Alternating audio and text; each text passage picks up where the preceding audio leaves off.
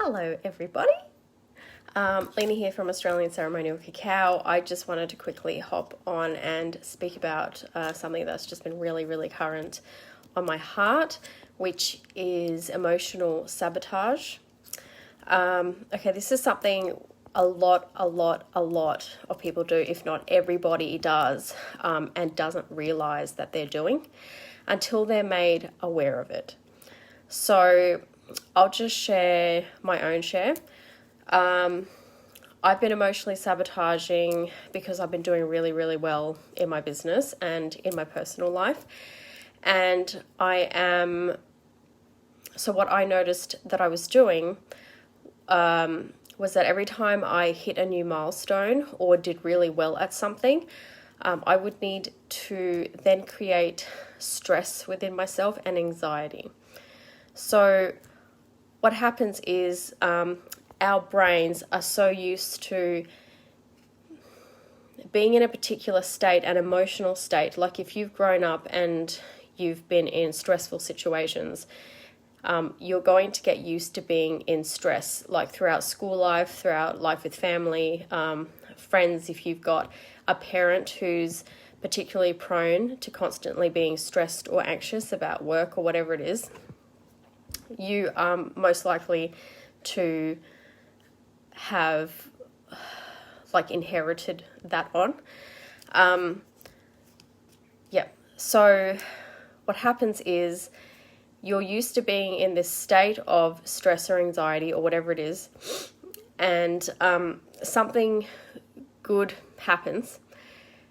You kind of ride this high, like this yippee, for a little while, but then your body will start to want to go back to what is familiar. So if you're used to being stressed or anxious, stressed about money, stressed about whatever it is, your relationship, you will basically just go back to that, and you will find ways of bringing that into your life. So for example, I have never made as much money as I am now in my life. And doing what I love, like my creativity, my business, my paintings, my arts and craft I sell online, doing services that I love, healings, card readings, all of this sort of stuff. I'm doing what I really love. When I'm very used to always being paid by an employee and knowing what I have to budget and kind of living in a stressed, money budget life from fortnight to fortnight. I would normally be left with 86 cents and have 3 days to go till I get paid again, and it's just stress. It's me constantly looking at my bank account, stressing over the money side of it.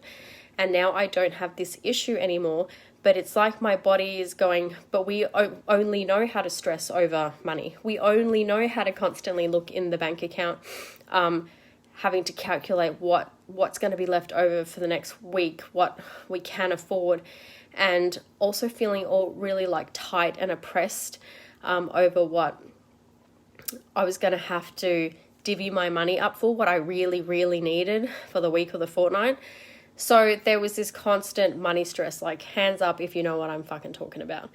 And so now I don't have that. In fact, I'm making more money than I even know what to do with. And I've created stress within that. So it's well, I don't know now. I don't know what to do with my money. I'm so used to having such a tight little budget to work on and to stress over. Now I don't need to stress, but my body isn't familiar with it. My emotions are not familiar with it. I haven't been aware and consciously trained my emotions to feel the freedom and the financial freedom in this reality that I've always wanted, that I've always asked for, and now I've received it. And this is the thing. We ask for things, and when we receive them, it's well, now what do I do? I've got it. And you just sort of go back to the familiar stresses. So I've just been creating stress, basically. and I'll just start breathing all tight, and I'll find other things to feel dread and stress and anxious about, because I haven't done the work to expand into what I'm receiving and what I've asked for to receive. So this is just an example. This can be put into like any situation.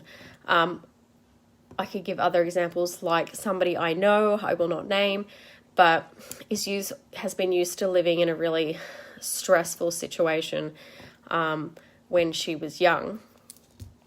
Her father was murdered and her mother left, and she was 12, and she was left to look after 2 brothers and 2 sisters for 3 months. And that was a really, really stressful situation. She's basically lived in this stress for the rest of her life. She's in her mid-50s now. And if the place is too peaceful, if it's too peaceful in the house, she's not used to that. So she will just go and start an argument and create distance, create this, I need you to leave me alone, which is familiar because of the mother running away. So it's familiar for somebody to be pushing her away. So she'll just keep creating this scenario because it is familiar. Or she's used to arguments in the house, watching mum and dad arguing. So like constantly living in this stress and needing noise and arguments around. So when the house is just too peaceful and everything is fine and quiet and everything is good, she will actually subconsciously go and start arguments and start friction and cause this state that she's familiar with.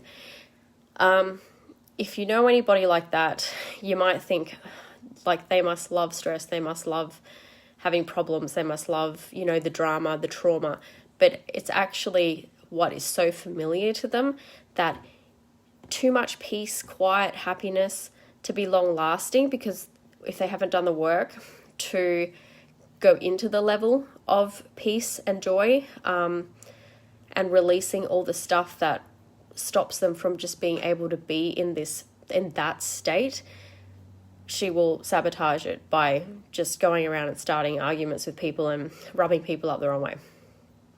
So that's emotional sabotage. It's keeping yourself in this old stress feeling, in this old state of fight or flight, of whatever stresses, whatever kind of negative thing. It might not even have to be negative. It just can be like a familiar scene, a familiar feeling to you.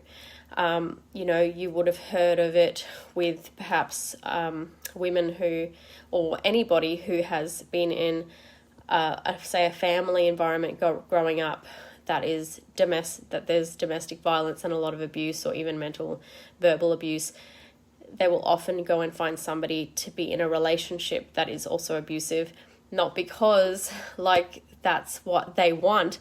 It's literally because they only know how to be in that environment. They are familiar with it.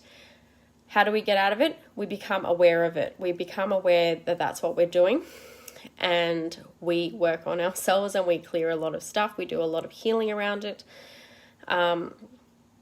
And we are aware of what triggers us to go and start getting into this stress moment. And then we would, we would stop it before it happens, and we would replace it with doing something that makes us feel happy and free and relaxed. So, for example, with my personal share, where I would go and... So every time I would kind of look at my phone to see how much money I was making or what was coming into my bank account, and if it was really low or just not what I was wanting, I was just creating stress around the numbers on my screen basically. And then I would just start feeling sick and stressed and thinking, oh, I'm shit, I'm not doing a good job, my business is failing, nobody wants anything to do with me. yeah, I may as well fold up, I may as well quit, and I'll just start like emotionally sabotaging and getting into this state of I'm not good enough and I'm not worthy, which is a big one for me. And so I figured out I was doing this, and I realized I was doing this because I was breaking through, I guess, glass ceilings, like beating personal bests all the time. That when I wasn't beating personal bests, I guess I was telling myself that I wasn't good enough. So I just start beating myself up. So I caught on to doing that. So now every time I even think about looking at my phone, looking at my bank account details, my order numbers, I will go outside and look at the trees, do what makes me feel good. I'll go for a walk. I'll go for a walking meditation. I'll go for a swim. I will replace the emotion of stress and kind of digging a hole for myself with something positive, with something that makes me feel free and expansive. So basically, if this is resonating with you and landing with you, it's about catching yourself out and realizing that you're in a kind of shitty stress state, and kind of tracking back into what this is about, what's bringing it on. Something always happens just before you kind of get into this state, whether it's too much quiet, too much peace maybe. You're looking at your phone, you're looking on social media, you're speaking to somebody, you're whatever it is, whatever it annoys, and then there's something that is causing you to make yourself feel emotionally shit and go into this like downward spiral of negative thinking. Catch yourself that you're doing the negative thinking. If you can be aware of where it's coming from and what's causing it, a lot of the time it can be something good has just happened and you're not able to hold that within your space yet, and within your body and within your nervous system yet. Then you're going to create a familiar feeling, which is, the stress, the anxiety, the fear, whatever it may be for you.